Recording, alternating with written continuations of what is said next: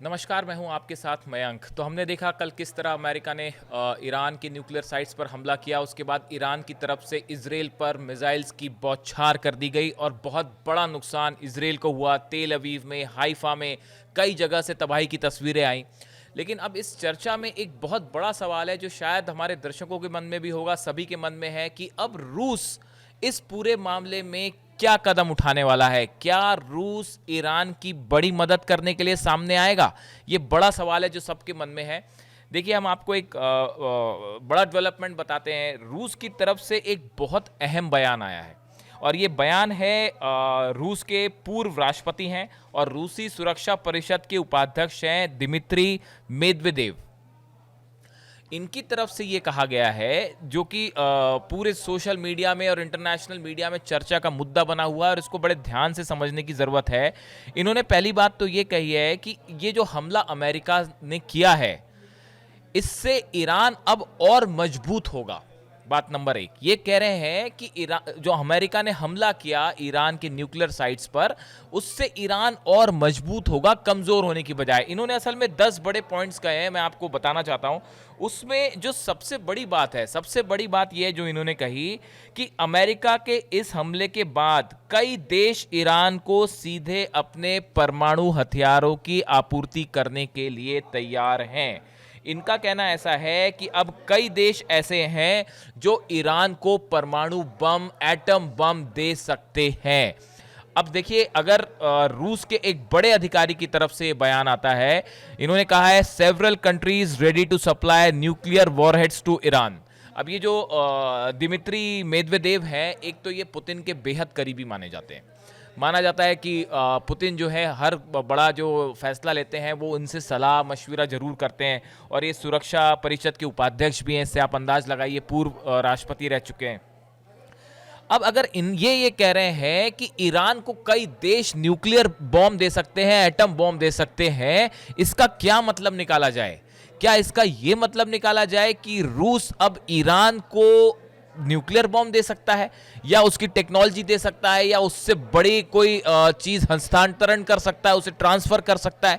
ये एक ऐसा सवाल है जिसका जो अब सोशल मीडिया में चर्चा का मुद्दा बन गया है। आगे बढ़ते हैं, इन्होंने और क्या बात कही। दूसरी बात, इनका कहना ऐसा है कि जो हमला हुआ है अमेरिका का, इससे ईरान का जो न्यूक्लियर इंफ्रास्ट्रक्चर है उसको नुकसान हुआ है, लेकिन बहुत बड़ा नुकसान नहीं हुआ। यही बात कल ईरान ने भी कही थी, जो इन्होंने कही है। दो बात। तीसरी बात, इनका यह कहना है कि अमेरिका के ये हमले से ईरान अपना न्यूक्लियर एनरिचमेंट का प्रोग्राम बिल्कुल नहीं रोकेगा, बल्कि वो पहले के मुकाबले अब और तेजी से आगे बढ़ सकता है। ये तीसरी बात जो है वो दिमित्री मेदवेदेव ने कही है, या आप कह सकते हैं कि रूस की तरफ से कही है। देखिए, चौथी बात इन्होंने कही है कि जिस तरह से अमेरिका के हमले हुए या इजराइल ने ईरान पर हमले किए, उसके बाद जो ईरान की तरफ से पलटवार हो रहा है, उससे इजराइल, पूरे इजराइल में खौफ है। इजराइल के जो तेल अवीव में तबाही हुई, हाइफा में तबाही हुई, हम देख रहे हैं नॉर्थ इजराइल में, मिडिल इजराइल में, साउथ इजराइल में जिस तरह से तबाही मची है, उससे इजराइल के लोग बुरी तरह से डरे हुए हैं। ये कहना है रूस का। पांचवी बात, वो ये कह रहे हैं कि अमेरिका को ट्रंप ने अब एक नए वॉर में उलझा दिया है, एक नए संघर्ष में उलझा दिया है, जिससे अमेरिका आसानी से बाहर नहीं आ पाएगा। ये इन्होंने पांचवी बड़ी बात कही है। इनका कहना ऐसा है कि हमला जैसे ही अब ट्रंप ने इजाजत दी और अमेरिका ने हमले किए ईरान के न्यूक्लियर साइट्स पे, एक बड़े संघर्ष की तरफ अमेरिका को धकेल दिया है ट्रंप ने। छठी बात ये कह रहे हैं कि जिस तरह से अमेरिका की तरफ से इस तरह से कोशिश की जा रही है, या इजराइल की तरफ से कोशिश की जा रही है कि ईरान में जो है वो सत्ता परिवर्तन हो जाए और अली खामेनेई जो है वो हट जाए पद से, या उन्हें हटा दिया जाए, रूस का कहना ऐसा है कि इन हमलों के बाद ये सत्ता हस्तांतरण तो अब संभव ही नहीं है। ये कह रहे हैं कि अब खामेनी, अली खामेनी जो सुप्रीम लीडर हैं, ये पहले के मुकाबले और मजबूत हो गए हैं। पूरे दुनिया के मुस्लिम्स की ही नहीं, कई ऐसी कंट्रीज हैं जिनकी सहानुभूति और जिनका समर्थन अब अली खामेनी साहब के साथ है, ऐसा रूस का कहना है। सातवीं बड़ी बात इन्होंने कही है कि देखिए जो ये समर्थन वाली बात है, इसी का है कि कुछ लोग ऐसे थे ईरान में, ईरान का एक फैक्शन ऐसा था जो वहाँ की जो सर्वोच्च लीडर हैं उनका विरोध करता था, उनके अगेंस्ट अपने विचार रखता था। लेकिन इस हमले के बाद अब ये जो लोग अगेंस्ट थे खामेनी साहब के, अब वो भी उनके समर्थन में आके खड़े हो गए। ये एक और बड़ा फायदा ईरान को हुआ है। आठवीं बड़ी बात इन्होंने जो है ये कहा है कि पूरी दुनिया में अधिकांश देशों ने इजराइल के हमले का विरोध किया है। यानी पूरी दुनिया में इजराइल के खिलाफ एक बड़ा जनमत तैयार हुआ है। जिस तरह से इजराइल ने हमले किए ईरान के ऊपर, बातचीत का दौर चल रहा था अमेरिका से, उसके बीच में हमले कर देने की वजह से बहुत से देश ऐसे हैं दुनिया के जिन्होंने इजराइल के खिलाफ अपना जो है वो स्टैंड लिया है। इसके अलावा देखिए इन्होंने एक 10वीं बड़ी बात कही है जो बड़ी इंपॉर्टेंट है। इन्होंने एक प्रकार से डोनाल्ड ट्रंप के ऊपर तंज कसा है। उन्होंने कहा है कि डोनाल्ड ट्रंप जो है उनको लेकर ये कहा जा रहा था चुनाव के समय कि भाई ये शांति स्थापित करेंगे, ये एक ऐसे राष्ट्रपति के रूप में अब बनना चाह रहे हैं, सामने आ रहे हैं जो दुनिया में जितने वॉर्स हैं वो ख़त्म कर देंगे। लेकिन ईरान पर हमला करके इन्होंने अपनी इस छवि को ही ठेस पहुंचाया है और इन्होंने तंज कसते हुए कहा है कि अब ट्रंप तो नोबेल प्राइज़ भूल जाएं।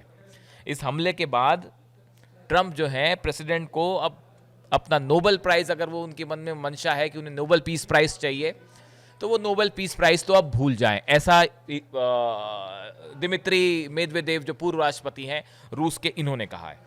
तो देखिए ये असल में ये जो बड़ी बातें, जो 9-10 बड़ी बातें कही गई हैं रूस की तरफ से, ये सिर्फ कहने की बातें नहीं है। देखिए इनमें है ना इन हर बातों के अंदर एक बड़ा संदेश है, एक डिप्लोमेटिक संदेश है। जो ये न्यूक्लियर वाली बात कही इन्होंने कि भाई अब कई देश न्यूक्लियर बॉम्ब देने के लिए तैयार हो जाएंगे, आप इसका मतलब समझ रहे हैं? ये एक प्रकार से चाइना को भी संदेश है, ये एक प्रकार से नॉर्थ कोरिया को भी संदेश है। और आने वाले वक्त में रूस, ये ऐलान एक प्रकार से रूस का माना जा रहा है कि ईरान के न्यूक्लियर प्रोग्राम को रूस का समर्थन जारी रहेगा। ना सिर्फ जारी रहेगा बल्कि पहले से ज़्यादा समर्थन होगा। देखिए इसके अलावा एक बड़ी बात और ये है कि आज जो ईरान के विदेश मंत्री हैं अब्बास अराक्ची, वो रूस में हैं, पहुंच गए हैं और वो मुलाकात करेंगे रशिया के प्रेसिडेंट पुतिन से। अब इस मुलाकात में, ये मुलाकात बेहद अहम मानी जा रही है। देखिए अभी जो स्टेटमेंट आया है अमेरिका की तरफ से, अमेरिका ने कहा है कि हमारा उद्देश्य जो न्यूक्लियर साइट्स को निशाना बनाना था, ईरान के खिलाफ हमारी जंग नहीं है। अब आज की इस मुलाकात में अब्बास अराक्ची और व्लादिमीर पुतिन की मुलाकात में ये तय होगा कि रूस का अगला कदम क्या होगा। क्या रूस किसी रूप में मिलिट्री के स्तर पे कोई सहयोग करना चाहेगा, खुलकर सामने आना चाहेगा? क्या वो टेक्नोलॉजी ट्रांसफ़र या मिसाइल हथियारों के ट्रांसफ़र के लेवल पे कोई मदद करना चाहेगा?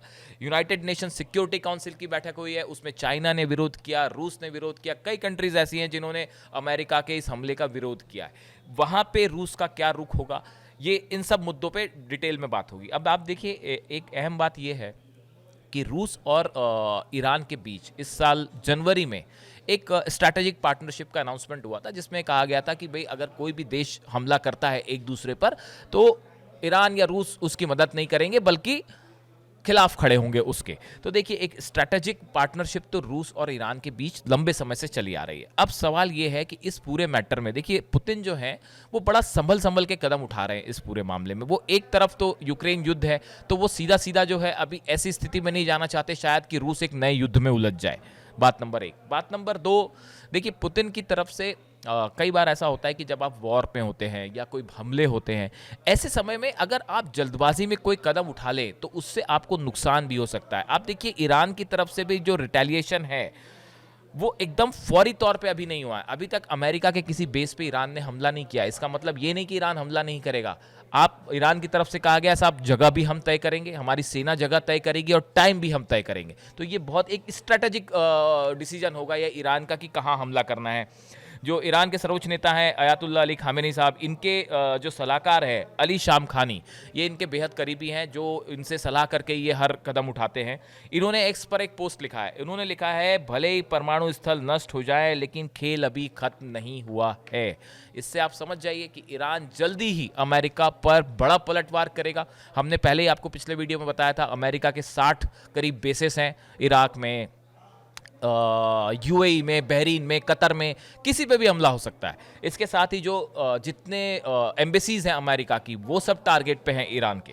तो अब देखना है कि अगले 24 से 48 घंटे में, और खासकर रूस से इस मुलाकात के बाद क्या हो सकता है। इसी बीच में अमेरिका के जो विदेश मंत्री हैं मार्को रूबियो, उन्होंने चीन से आग्रह किया है कि भाई ईरान जो है वो स्ट्रेट ऑफ हॉर्मुज को बंद ना करे। लेकिन ईरान की संसद ने ये प्रस्ताव पास कर दिया है, ये अनुमति दे दी है कि ईरान चाहे तो स्ट्रेट ऑफ हॉर्मुज को बंद कर दे। अगर ऐसा होता है, दुनिया के 20% ऑयल और गैस स्ट्रेट ऑफ हॉर्मुज से सप्लाई होता है, अगर ये ईरान ने बंद कर दिया तो ये बड़ा झटका होगा अमेरिका के लिए और पूरी दुनिया के लिए। ऐसे में देखिए, इस पूरे वॉर में अब एक स्ट्रेटेजिक टाइम लिया जा रहा है अपनी रणनीति बनाने का, ईरान की तरफ से भी और रूस की तरफ से भी, और जल्दी हम देख सकते हैं कि इस पे कोई बड़ा फैसला हो सकता है। जो भी अपडेट होगा हम आप तक पहुंचाएंगे। Thank you.